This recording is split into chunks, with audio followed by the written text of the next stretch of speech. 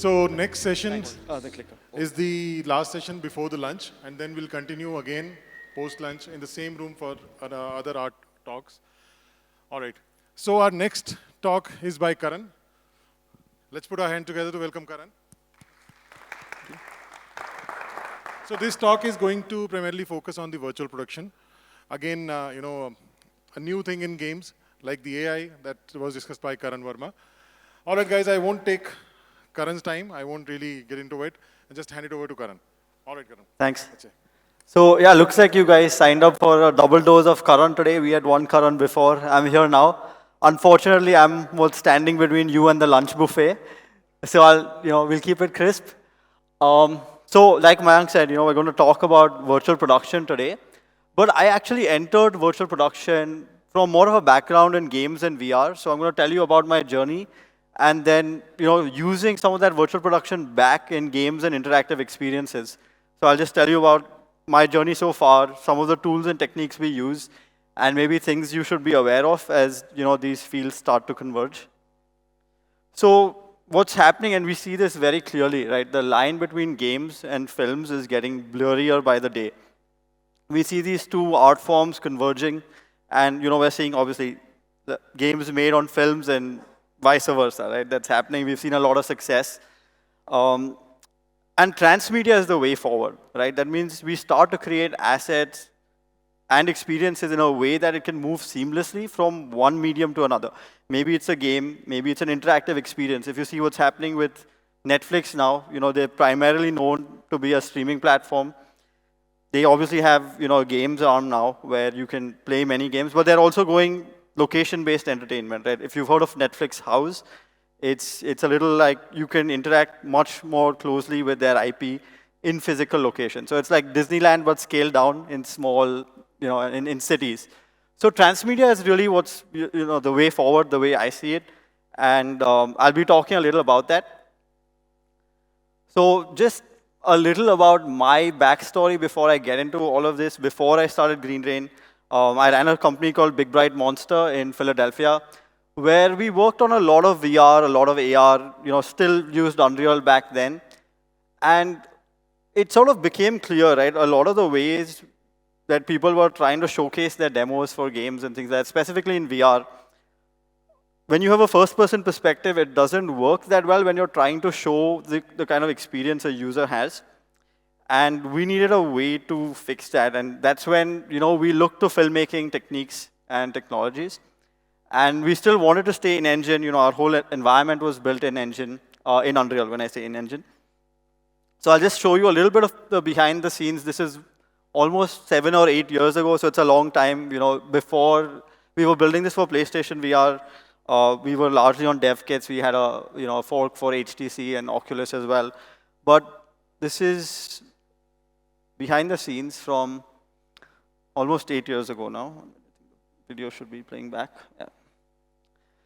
So what we did in Unreal at the time is we brought in a live action feed from a cinematic camera. It was a Red Komodo, something that's used to make a lot of big movies that you see. And we used the same Vive tracking system. Any VR developers here? Okay, yeah, same.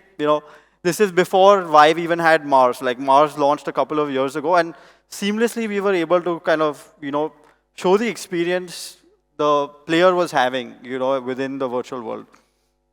So they're fully, and we had foreground, background separation happening, everything running through the Unreal material system. Any Unreal developers here? Okay, a few. Got it, great. Yeah, so this was, very early days, and I don't even think it was really called virtual production back then. We were just trying to figure out how to, tell our story and kind of show what the gameplay experience looks like, because the game entailed, breathing, right? And we were tracking breathing with the microphone on this title. So we wanted to show what that would look like. And from a first-person perspective, it didn't make any sense. So we started there. And in parallel, there were a lot of advances in filmmaking as well that were happening in parallel. So coming to the here and now, which is Green Rain, we started 5 years ago, and we're a real-time technology studio deeply focused on Unreal workflows. We're also a training center, and we've delivered 60 projects using Unreal. And we've also done 20 films to date. Most of them are on Netflix. So some of these you may recognize, like IC814 that came out recently, The Archies, Kala Pani, a few Japanese titles as well, like Yu Yu Hakusho, that's a anime remake, Zombie 100, and a few titles in the US as well that we'll talk about. All of these have used Unreal and game engines, right? It's at the very core of it, and it allows us to do a lot more. So what's the deal with real time? For how many people here come more from like film or animation? Anyone from that background? Yeah, quite a few of you as well. And I came from VR, where 120 FPS and 90 FPS is the norm, right? And I kind of moved to, and just a little about our advisor at Green Rain. He comes more from animation. He's ex-Pixar, ex-DreamWorks, and I just realized that the way they approach rendering is so different, and obviously there are great films made, but something he told me back about his time at Pixar, it was pretty normal sometimes for a single frame to take 8 hours to render. There's a lot of complexity that goes in, obviously different techniques, different visual fidelity, but ultimately I was used to a world where I'm at least rendering a frame every 16 milliseconds, right? I'm running at 60 FPS. So real time, when you look at what's happening with AR and VR, we've got a lot of techniques that allow us to track things, from motion controllers to the headset. You put that same tracker on a camera, and you're able to track where that camera is moving, even in a virtual world. So if you have a game level or environment built, now you're simultaneously navigating both. So while the camera is capturing live action footage, you can also start to map that movement in a virtual world and feed that to a game engine. And that's what makes it really exciting, and we'll see how films and other experiences start to leverage those workflows. So what do we do at Green Rain, specifically on the virtual production side? We bridge the gap between filmmakers and game development workflows, right? We also, obviously, everything that happens is more in a standard art pipeline.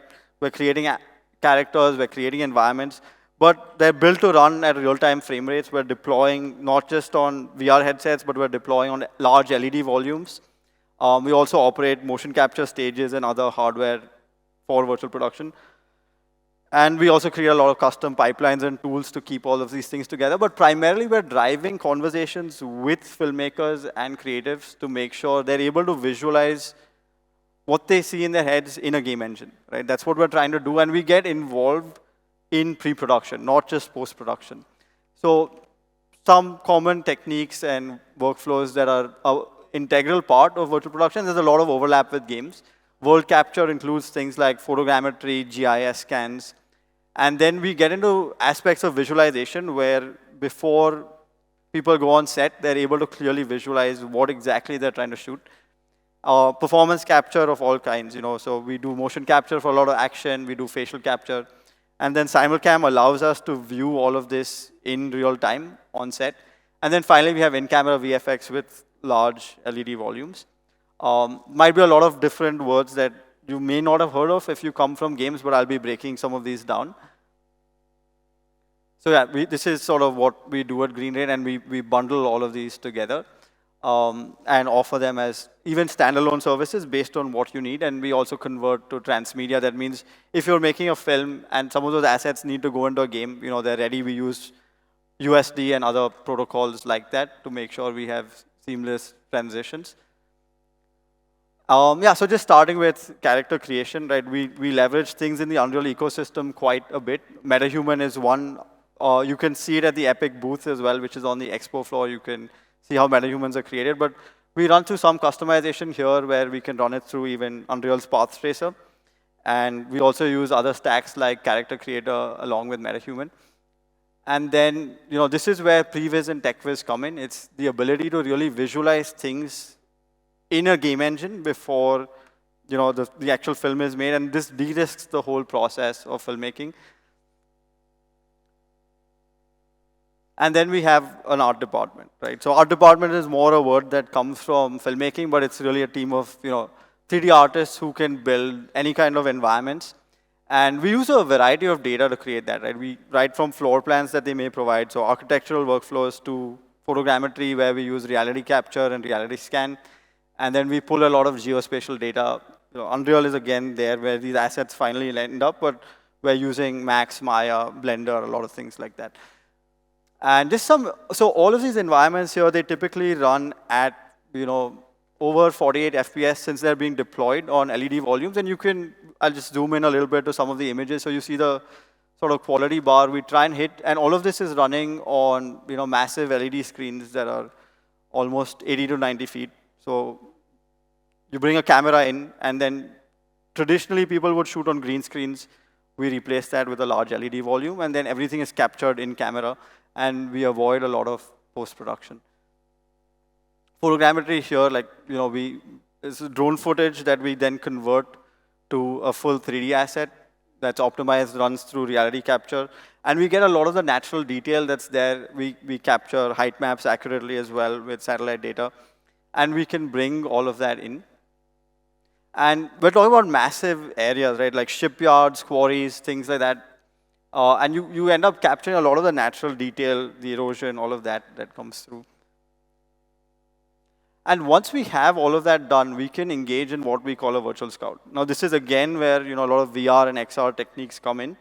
But instead of going to that location and trying to figure out how they want to do their shots, we have the ability to do all of that in-engine, multi-user. So this is where a lot of things from games like multiplayer workflows become so handy, where filmmakers are able to sit and plan and understand between the different departments they have, from cinematography to production designers. They can all sit, and we've slashed production budgets to the tune of 30 to 40% on some of the films we work on.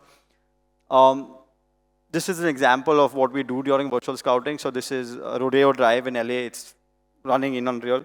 And we're just blocking cameras to understand where the actor may be or something of that sort.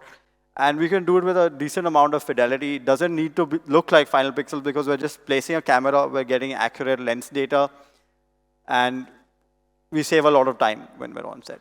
The same technique was applied on the Archies, which is a Netflix show. We got a lot of different floor plans. And if you see on the bottom left over there, the cinematographer's walking around with a virtual camera. He's able to play around with different lenses, and everything's running in Unreal. We can simulate different lighting conditions. So obviously, we have dynamic lighting. Over here, with traditional workflows, lighting would take forever.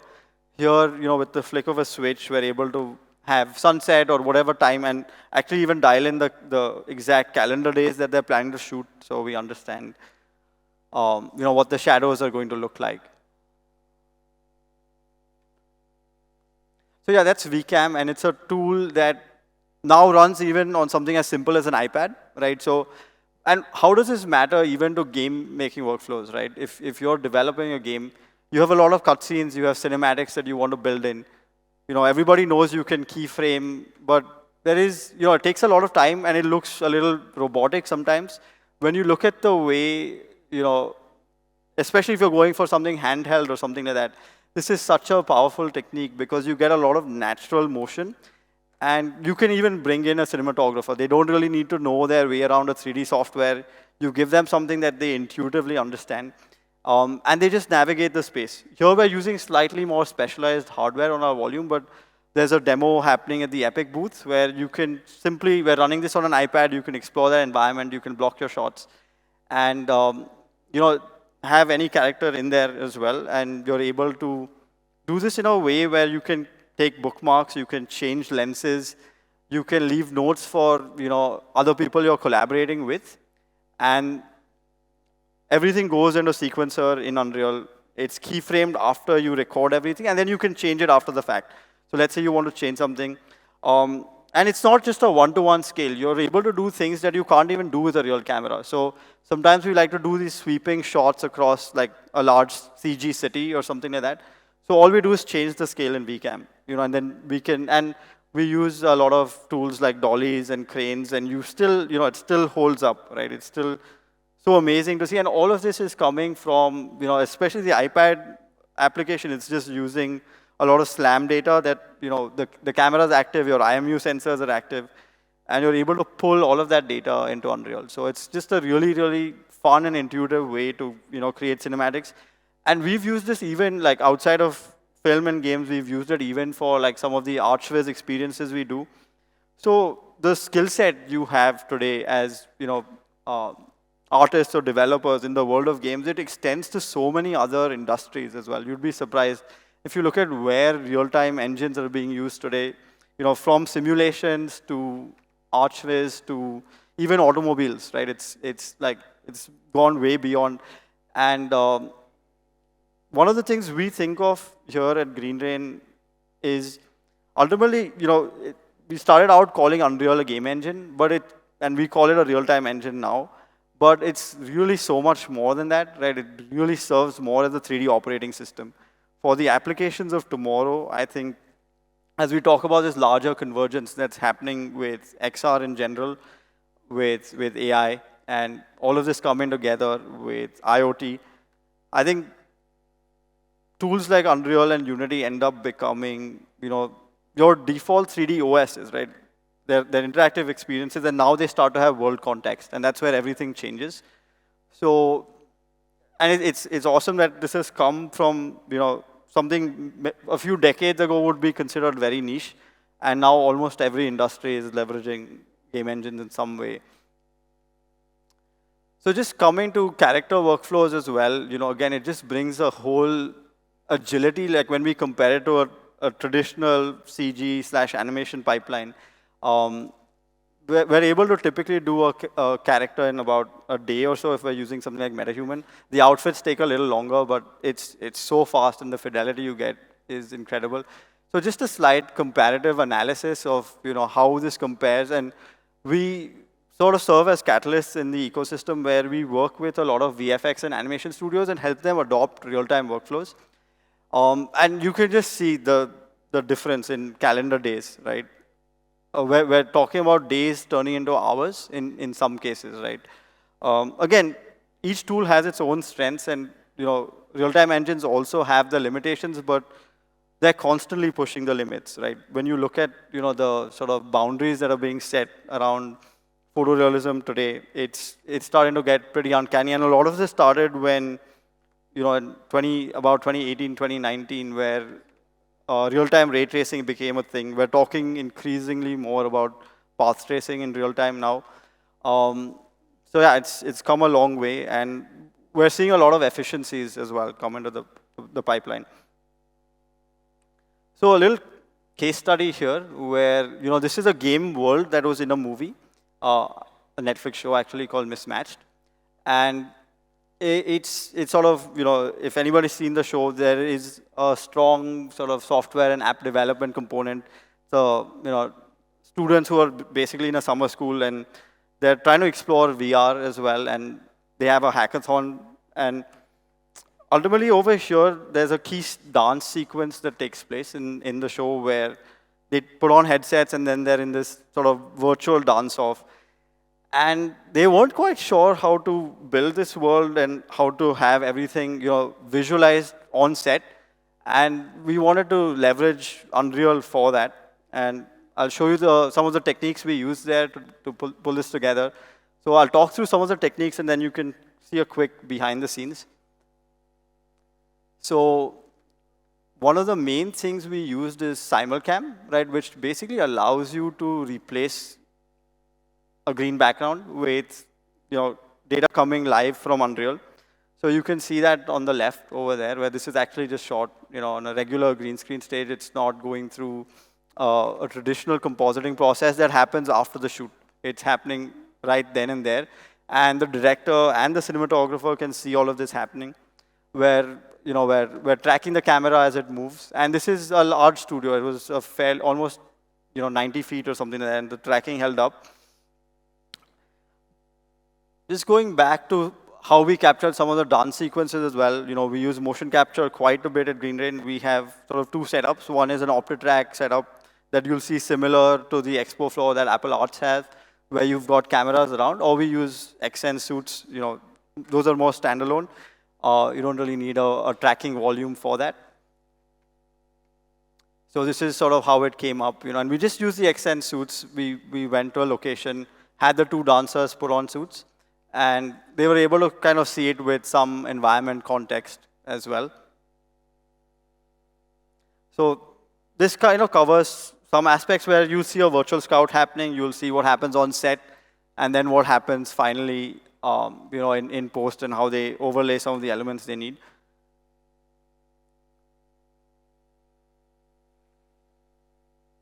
So it starts here with pre-production where, where with the director and he's building the world. He has no experience with Unreal. He has no experience with game engines, but simplified tools that, we give them where they can place things, move things around, measure things, or, just go through the catalog of assets that are there and see what they want to place. And they have the whole team at their disposal placing these.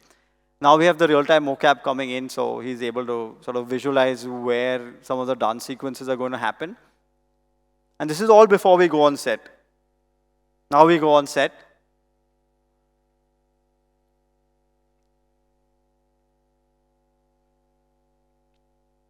So you can see we give them 2 reference monitors where one is getting actual footage that's replaced. And they're seeing this simultaneously. So they, instead of shooting blind on green screen, some of the biggest issues directors run into is like, you're imagining things that are not there. From take something like Game of Thrones where you have a dragon flying in or something like that, right? Ultimately, if there's a massive crowd, so we can put placeholders. The assets don't even have to be fully ready at this stage. It's just to give them enough context so they can frame their sequences and shots. And now this is where we have, the actors in as well. This was also helpful to the actors on set because we were able to, give them a way to visualize where exactly they're placed. Even to match the lighting, right, with the way the cinematographer was lighting. So we lit the world earlier in Unreal, but when we went on set, we were able to tweak lighting to make it match the on-set environment.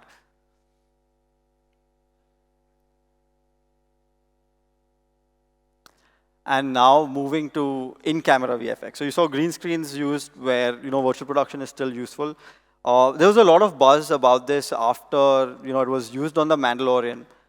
What's happening here is there's a very, very large LED screen where it's updated dynamically. So you have a frustum that moves around while the physical camera moves, and it's updating things in the game engine.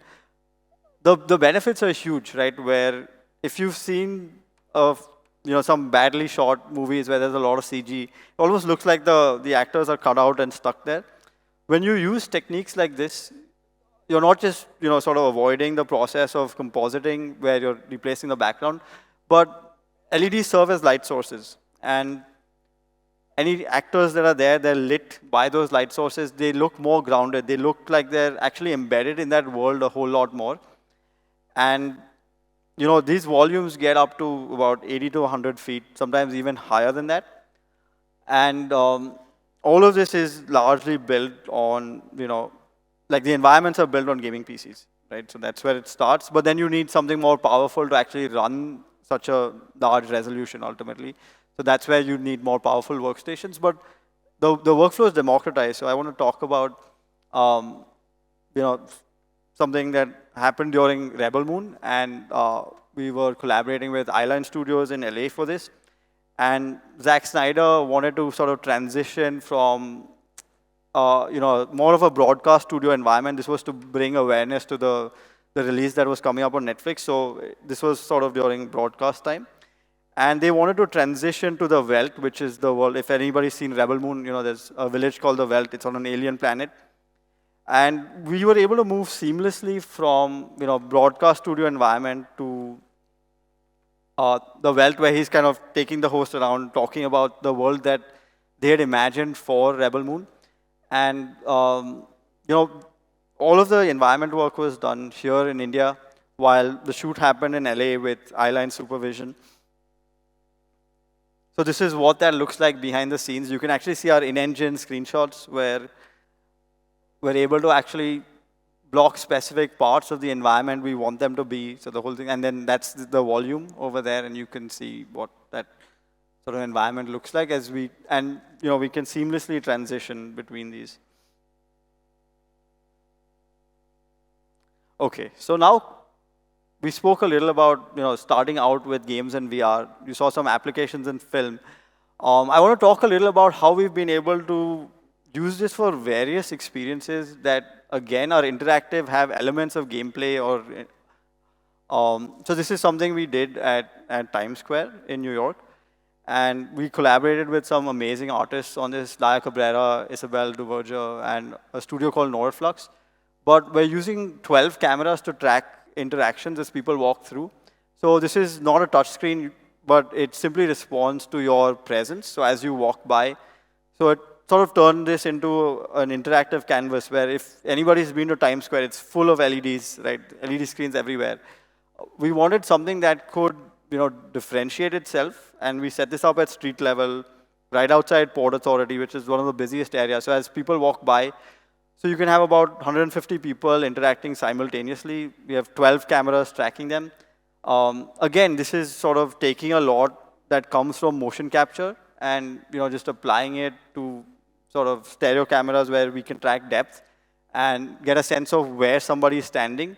So the first layer of interaction is just based on presence. Once someone comes close to this, something happens. So they're aware that, okay, this is not a regular screen. It's able to interact with me in some way. And then as you point and gesture, we track different things. We had one experience where you had to jump to make something happen, and pretty much like anytime kids would walk by, once they discover it, we'd see them jumping for 5 minutes nonstop. So yeah, it's just fun where you can take these experiences out into the real world, away from our phones, away from our VR headsets and PCs, and still deploy it in public spaces. So this was an 80-foot canvas. We used 12 Z cameras to track all of this. And we're able to spawn effects through Niagara dynamically. Similarly, now this is a much smaller scale experience that's actually at the back of a bus. So it moved from one stadium to another, where we use the Kinect Azure for this. And we have a full crowd sim running in Unreal. Bullet time, obviously, to slow things down.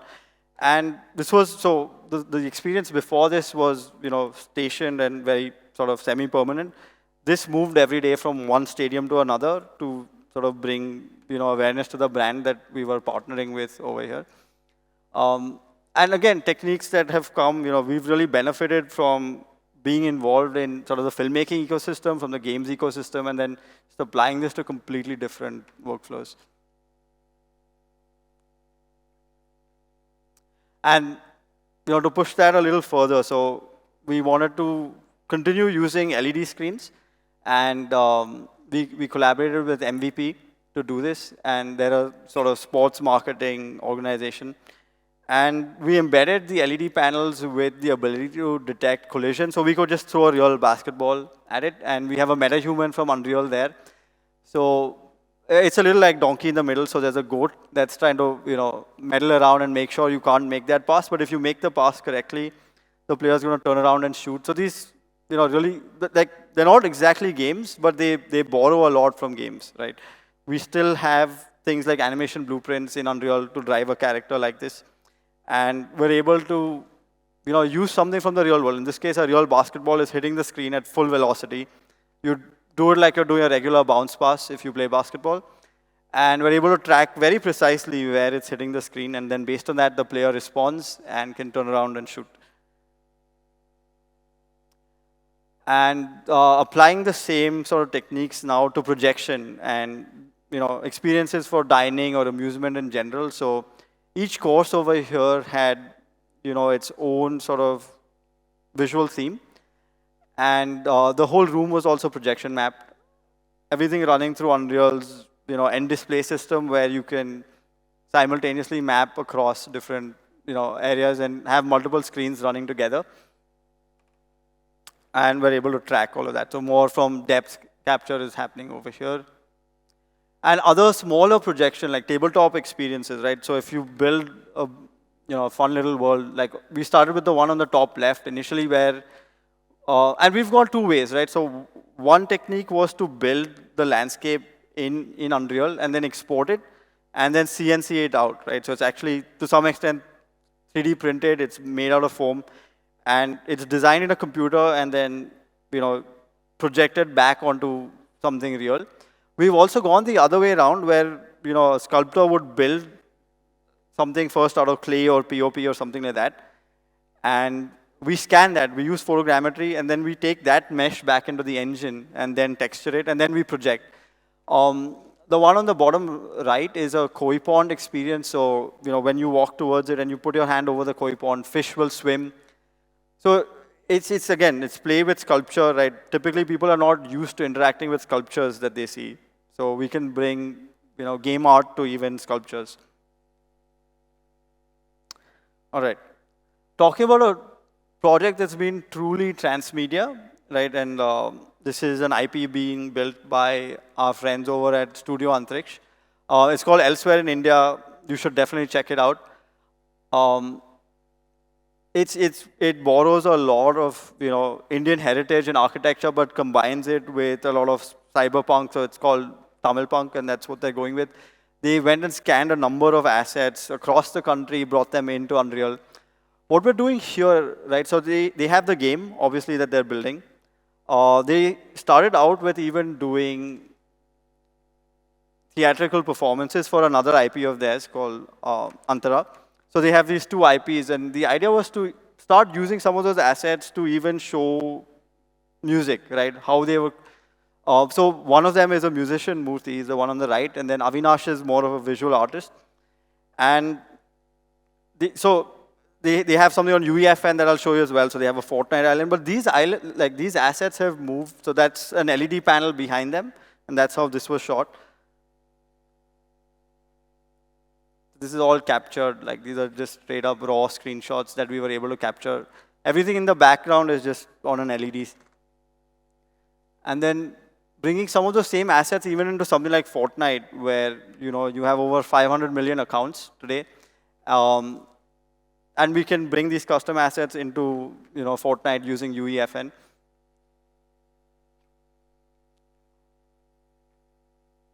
So a lot of those are actual scanned pillars, the door that was all brought in and optimized again for Unreal.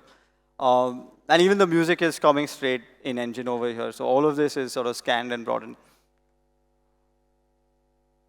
So while they continue to build their larger overall game, Fortnite has given them a chance to start showing these assets, and also build sort of satellite experiences with what they're doing with the IP.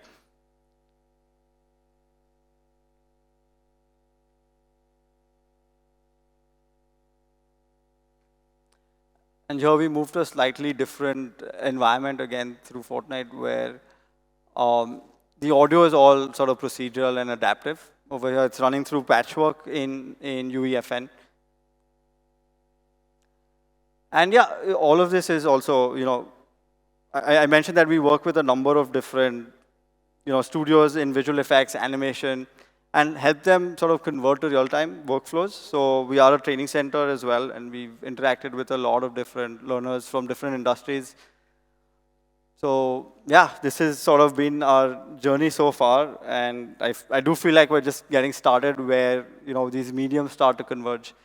Cool. So we have a few minutes for questions before all of you go out to lunch. Any questions?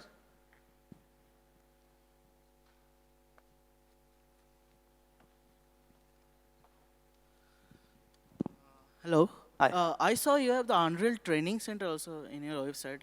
Like, Yes, we are an Unreal, and that was the last slide. So yes, we teach Yeah. people Unreal and real-time workflows for various sort of industries. Yes. So how to join that? We have a number of cohorts that happen online. We'll have something kicking off in January. We do take a break in December, but just keep an eye on our website in Jan. We have everything from developing mobile games to PC to VR, and then a lot around virtual production as well. So like in your website, I didn't see like to apply for that training. Yes. So in December, we'll be putting the link up for the January batch. So that's where you can sign up. Okay. Thank you. Yes. Any other questions? Oh, we've got one here. Lovely presentation, Karan. Thank you. I have a different question. Sure. The last many years I have been seeing you, watching you, is that all the time you hang this passes right side of the pant. Yeah. What's the secret behind it? Well, I really like this velvet shirt, and I think this is cool, but I don't want to block my shirt. Thank Yeah, you. it's just easier. It comes in the way sometimes. Thank I you. move my hands a lot when I talk, and I get tangled up. So yeah. Thank you. Yeah, Karan, that rendering time is reducing day by day. Drastically, yes. So it's because of hardware upgradation, or it's Unreal doing a magical thing? It's a mix of both, right? So there's obviously the hardware has come leaps and bounds. When you see what companies like NVIDIA and AMD are doing, constant advances there, on the software and the firmware side as well. And then Unreal, at least, I can speak more about Unreal because I use it, but yeah, general advances in rendering, right? And some of the techniques they're using to leverage the hardware. So it's all three, right? Hardware, any kind of middleware, and then specific techniques that they're using. And a lot of it, like if you look at Lumen right now, it's different from path tracing, right? Path tracing is giving you more of a true ground truth. Lumen tries to approximate that. So the quality has become better. It's not a 1:1. So there is some compromise when you go through a real-time pipeline, but the good thing is things are constantly looking better and the techniques get better. That small production houses or gaming studios, can they afford these technologies? In terms of budget, I'm asking. Yeah, absolutely. I think it's quite affordable, right? Because a lot of the times we're rendering straight out the engine. We're using, consumer cards often, 3090, things like that, right? So it is very affordable. And earlier, it required a heavy investment in hardware, like a workstation or a render farm or something like that. There are a number of studios now offering cloud rendering services. One I can tell you about is called Metadesk. They have an Unreal plugin, so you can be using like 2070 or 2080 or something like that. And they just have a button which is render remote, right? It sends it to the cloud. You're pretty much paying by the hour. So you don't need to invest heavily in hardware beforehand. That makes it very accessible to indies or anybody else trying to do this. And even if you're not really looking at film or animation or anything like that, and you just want great cinematics for your game or cutscenes or just go through like movie render queue in Unreal, you can spit out 16-bit EXR files and leverage the cloud for that. If you don't have the hardware on-prem, yeah. So it's a lot more democratized, right? I think that's the big wave that we've seen in the last few years is not just, but even hardware being democratized, right? Software, obviously, with what Unity and Unreal are doing and making it very accessible. Yeah, thanks, Karan. It was Sure. fantastic presentation. Thank you. Thank you. Anyone else?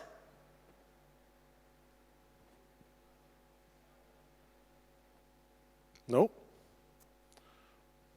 Cool, lunchtime. Yeah. Yeah. So Karan is not anymore the barrier between you and the lunch. All right, thank you, Karan. Thank you, for this everyone. lovely session. Thanks so much. And